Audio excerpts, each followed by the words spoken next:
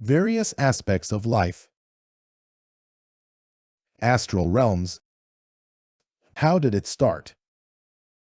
If we can imagine an infinite, empty space with absolutely nothing in it except one tiny, infinitely small particle of life, and that particle of life is subject to no rules, no mass, no time, no limits to its movements, that particle can move with infinite speed anywhere that it wants. So, it moves around this empty space at infinite speed, and it is that which creates the illusion of all that we can see, from the smallest to the largest. It is that which particle physicists are trying to find. As space and time do not exist, there is only here, and there is only now, and therefore, there can only be one thing that can occupy that here and now, and so, that one thing has to be everything that is to be. How did they make plant life? To understand this, we have to consider God. God is the natural result of the most fundamental law of the cosmos, the law of mutual attraction. Like attracts like. Before there was any order in the universe, this law was working, attracting molecules of matter together, and, conversely, making space attract space. As atoms come together, this law continues to operate, ensuring that substances of beauty attract other substances of beauty. Discordant shapes attract discordant shapes. Molecules, with a tendency towards animate life, attract similar elements, and so it goes on.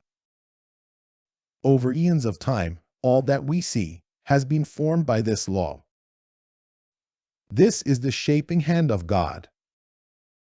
From this law, spiritual beings have similarly developed, and other aspects were developed, which have resulted in all that we see and know. Empty planets. One thing that I will mention is that the various planets in our solar system, Earth, Mars, Saturn, Jupiter, and so on, are physical representations of each person's actual chakra points, and also our galaxy's chakra points. Let me explain, but this is going to be hard, and will require a stretch of the imagination. As I have said, we are all just one person, pretending to be many people. More than that, the galaxy is also alive and is part of us, and we are part of it. So the galaxy and you and I are the same thing. But all of this is spiritual in nature, invisible spirit force. You are an invisible force. I am the same. The galaxy is also the same invisible spirit force. However, the point that I am trying to make is that if, for example, someone goes into the astral realm that deals with love, in all its ramifications, that person will actually link with Venus, and that energy, for just as you have a physical body, the planets also have physical bodies, the planets that we see in the night sky.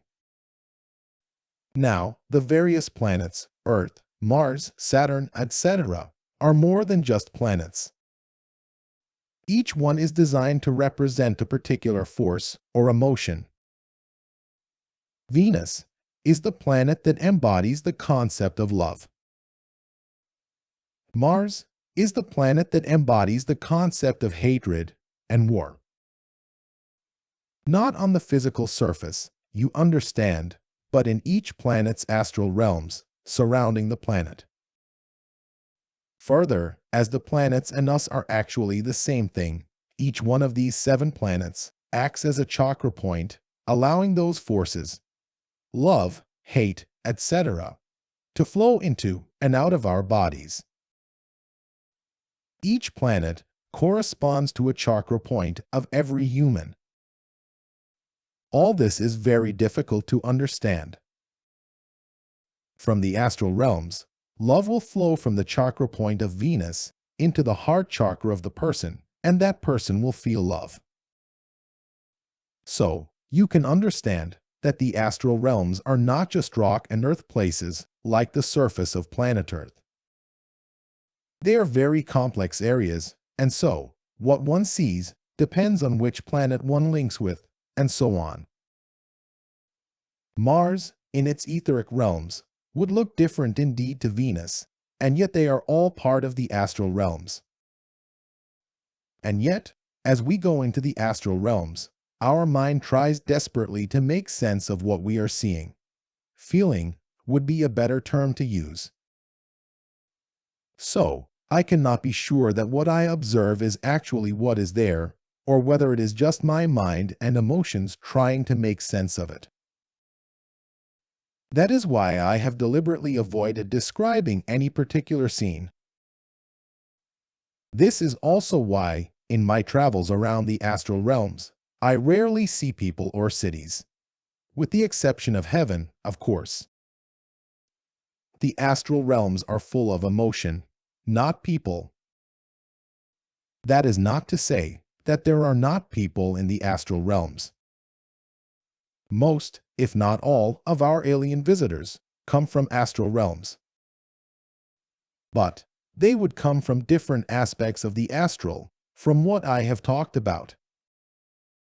So, I apologize for having written a great deal, actually to say very little. The astral is a very complex subject.